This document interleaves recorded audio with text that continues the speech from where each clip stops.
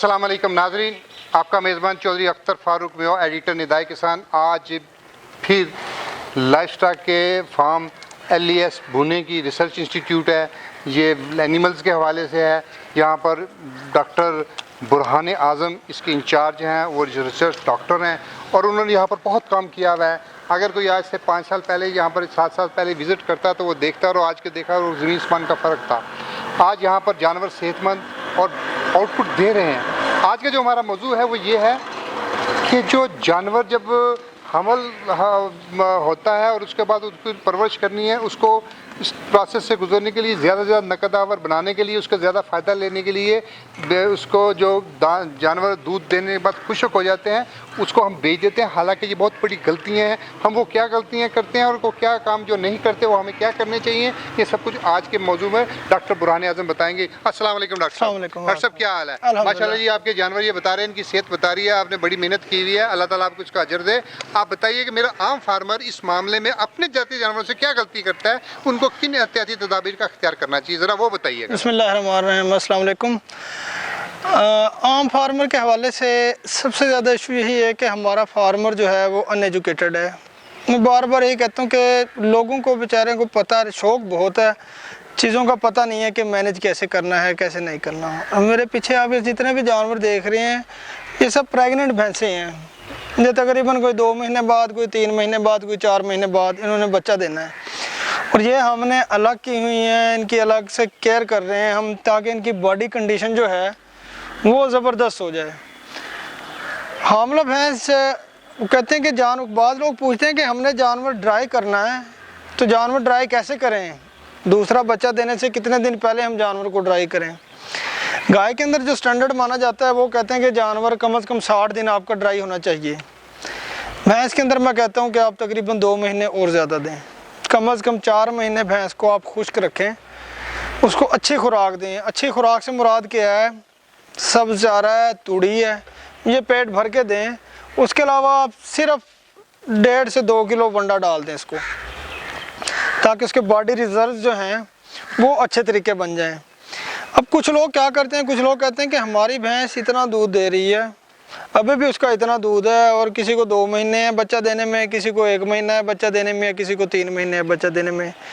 इसका मेन नुकसान क्या होता है कि जानवर दूध दे रहा है, आगे से उसके बच्चे के अंदर पेट के अंदर एक और बच्चा भी पल रहा है। आप दूध निकालते जाते हैं, जो मिनरल्स दूध के अंदर आ रहे हैं अगर आप वो रोक दें, वही बच्चे के अंदर जाएंगे, वही भैंस के अंदर जाएंगे, उसकी सेहत ज़रा बेहतर होगी। एक दफ़ा जानवर अगर कमज़ोर हो जाता है, बच्चा जिस वक्त देता है, तो ना आपको आपके उम्मीद के मुताबिक दूध मिलता है, ना बच्चा सेहतमंद होता है। तीसरा सबसे बड़ा नुकसान क्या आता है कि जानवर दिन ब दिन कमज़ोर होता है और जो अगली प्रेगनेंसी है उसके लिए फिर आपको 2 साल वेट करना पड़ेगा। अब खुराक के हवाले से मैं बता दूं, ड्राई जानवर जो होते हैं जो दूध नहीं देते, उनके लिए खुराक का इतना बड़ा कोई इशू नहीं है। उन्हें बेशक आपके पास अगर चारे की कमी है, थोड़ी सरप्लस है, आप वही डाल दें। सबसे ज़्यादा ज़रूरी होते हैं आखिरी 3 महीने। आखिरी 3 महीने के अंदर बच्चे की जो डेवलपमेंट है वो तकरीबन ऐसे समझे 80 से 90% आखिरी 3 महीने में होती है। उन दिनों के अंदर आपको वंडा थोड़ा थोड़ा लाजमी देना पड़ेगा। फिर कुछ लोग पूछते हैं, देसी टोटके करते हैं कि क्या हम सरसों का तेल दे दें, हम देसी घी दे दें। चाहे सरसों का तेल है या देसी घी है, ये चीज़ें हैं, ये भी एनर्जी का ज़रिया है। शीरा है वो भी एनर्जी का ज़रिया है, गुड़ है वो भी एनर्जी देता है। अब ये डिपेंड करता है कि आप कौन सी चीज़ अफोर्ड कर सकते हैं। मैं आपको हमेशा वही चीज़ बताता हूँ कि जो एक आम बंदा अडॉप्ट कर सकता है। करने को तो हम बहुत महंगी महंगी चीज़ें भी इस्तेमाल कर सकते हैं, लेकिन मैं चाहता हूँ कि आम फार्मर के लेवल से हम शुरू हों ताकि आम बंदे का फ़ायदा हो। पेट भर के जानवर को दें, जानवर की हड्डियाँ ना नज़र आए। अभी इनमें अल्हम्दुलिल्लाह आपको कोई जानवर भी नज़र नहीं आएगा। ये ज़रा कैमरा इस भूरी भैंस की तरफ करेंगे आप, ये भूरी भैंस आपको नज़र आ रही है। इसको हमने ड्राई किया है तकरीबन 2-3 दिन पहले और डायरेक्ट मैंने इसको इधर शिफ्ट कर दिया है, क्योंकि जानवर दूध दे रहा था, जानवर की कंडीशन थोड़ी लूज़ हो गई थी। अब इस साइड में इसको शिफ्ट किया है। इंशाल्लाह जब तक इसने मई जून तक, जुलाई अगस्त तक बच्चा देना है, इसकी फिर आपको मैं एक दफ़ा वीडियो दिखाऊंगा। फिर आप इनका ऑर्डर भी चेक कीजिएगा और इनकी सेहत भी चेक कीजिएगा। दूसरा सबसे ज़रूरी बात जो लोग मुझसे पूछते हैं वो कहते हैं कि डॉक्टर साहब प्रेग्नेंट जानवरों को मिनरल मिक्सचर डालना चाहिए। कैल्शियम आखिरी ट्राइमेस्टर के अंदर जानवर को कभी भी नहीं देते, मिनरल मिक्सचर कभी भी नहीं डालते जिसके अंदर कैल्शियम होता है। वो क्यों? वो इसलिए कि जब जानवर बच्चा देता है तो बच्चा देने के बाद जो बोली हम निकालते हैं ना, उसके अंदर कैल्शियम की बहुत ज़्यादा क्वांटिटी होती है। और वो कैल्शियम कहाँ से आती है? वो ये जो जानवर की आपने सेवा की है, ये जो इसकी बॉडी इतनी अच्छी बनी है, वो कैल्शियम उसकी हड्डियों से आना शुरू होगी। जैसे ही कोलोस्ट्रम बोली निकलती है, कैल्शियम की कमी होती है, वो हड्डियों से कैल्शियम आना शुरू हो जाती है। अब अगर आप मिनरल मिक्सचर देना शुरू कर देते हैं जिसके अंदर कैल्शियम है, तो वो जो सिस्टम पूरा एक्टिवेट होता है ना कि हड्डियों से कैल्शियम आनी है जानवर के पास, वो एक्टिवेट नहीं हो पाता। आप एक्सटर्नल सोर्स के ज़रिए उसको कैल्शियम दे रहे हैं, वो सिस्टम एक्टिवेट नहीं होगा। जब आप जानवर का दूध निकालते हैं बच्चा देने के बाद, एकदम से जब कैल्शियम की कमी आती है ना जानवर को, तो हड्डियों से फिर कैल्शियम नहीं आ सकती। फिर वो कहते हैं ना कि सूतक का बुखार हो गया है, जानवर ठंडा हो गया है, जानवर बैठ गया है। तो ये इस किस्म की प्रॉब्लम है। जब जानवर एक दफ़ा बच्चा दे देता है, उसके बाद फिर आप मिनरल मिक्सचर साथ साथ देना शुरू कर दें। 100 ग्राम डेली एक जानवर को देना शुरू कर दें। ड्राई जानवर को आप सब्ज़ चारा, ताज़ा पानी और साफ़ पानी ये दें, और आखिरी महीने के अंदर से आप वंडा देना शुरू कर दें ताकि जानवर की बॉडी कंडीशन जो है वो बेहतर हो। फिर लोग पूछते हैं कि प्रेग्नेंट जानवर की हम डिवर्मिंग कर सकते हैं? वैसे तो अवॉइड ही करते हैं, लेकिन 4-5 महीने के जानवर, प्रेग्नेंट जानवर की अगर आप डिवर्मिंग कर दें, मैंने ऐसे अभी तक मैंने खुद कोई इशू नहीं देखा। आइवरमेक्टिन भी यूज़ करके देखा है, ओरल डिवर्मर भी दी है, लेकिन आखिरी 3 महीने के अंदर कोशिश करें कि डिवर्मिंग वगैरह ना ही करें। अच्छा, उसके अलावा प्रॉफिटेबल फार्म उस वक्त बनता है जब चीज़ें थोड़ी सी मैकेनाइज होती हैं। मैं पहले भी कहता हूँ कि लेबर का कम से कम इन्वॉल्वमेंट होगी ना, तो फार्म आपका प्रॉफिटेबल होता जाएगा। तो उसके लिए सबसे ज़्यादा ज़रूरी जो है, खुराक का ख़र्चा 70% होता है। बेहतर ये कि आप साइलेज बना के रख लें।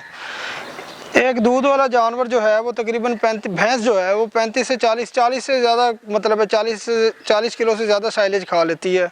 प्रेग्नेंट जानवर को आप 30 केजी साइलेज डाल दें, 5 किलो तूड़ी डाल दें, किलो वंडा डाल दें, ये इनके लिए सफिशेंट है। साइलेज का मैं मशवरा इसलिए दे रहा हूँ कि सब चारा डेली काट के नहीं हम दे सकते। लेबर का बहुत इशू होता है, कभी बारिश आ गई है, कभी लेबर का बंदा बीमार हो गया है, फीडिंग का प्रॉब्लम बनता है। ये मिल्किंग एनिमल के लिए भी बनता है, ये जो फैटनिंग का काम करते हैं उनके लिए भी बनता है, ये जो जानवर बाखड़ी भैंसें जिसे कहते हैं लेके लोग आते हैं फिर इनको प्रेग्नेंट करिए, उनके लिए भी बनता है। तो काम का बर्डन जो है वो कम से कम करें। साइलेज फीडिंग आपकी इंतहाई आसान है। 100 जानवर है, 200 जानवर है, 500 जानवर है, मैंने कहा बड़ी हद 2 घंटे या 3 घंटे लगेंगे फीडिंग के अंदर। और साइलेज जब भी आप देखें ना, साइलेज अगर कहीं उल्ली लगी हुई है तो उसको प्रेग्नेंट जानवरों के करीब भी ना आने दें।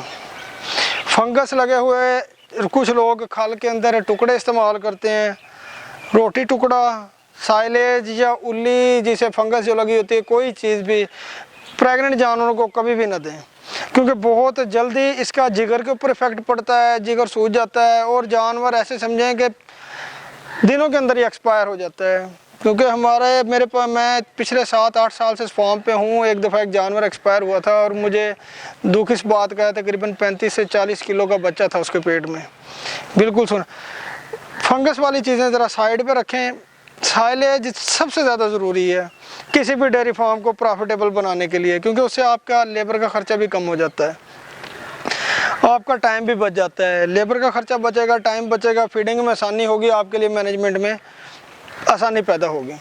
ये सारे कच्ची जगह पे बैठे हैं, हमने इधर मिट्टी डाल दी थी, ये भी, और साथ वाले शेड में भी। ये मैं इस हक में हूँ कि भैंस जो है वो आप तजर्बा करके देखें, 24 घंटे में से 24 घंटे भैंस जो है वो कच्ची जगह पे बैठना पसंद करती है। हम लोग बज़ीद हैं, हमने साफ़ सुथरे फर्श बनाए हुए हैं, जानवर को बांध के रखा हुआ है। हम अपनी आसानी देख रहे होते हैं, हम जानवर की आसानी नहीं देखते। जानवर को आप कम से कम खुला नहीं छोड़ सकते, लेकिन कच्ची जगह पे बांधें, या कच्ची जगह नहीं है तो उसके नीचे कोई पराली बिछा दें, रेत की तह बिछा दें या कोई शीट बिछा दें, ताकि पक्का फर्श ना हो, उसके नीचे जानवर तंग ना हो। जानवर जितना ज़्यादा कंफर्टेबल होगा उसकी खुराक भी उतनी बेहतर होगी, उसकी प्रोडक्शन भी उतनी बेहतर होगी, उसकी रिप्रोडक्शन भी उतनी बेहतर होगी। अल मुख्तसर ये है कि आप जानवर को खुश रखें, जानवर आपको खुश रखेगा।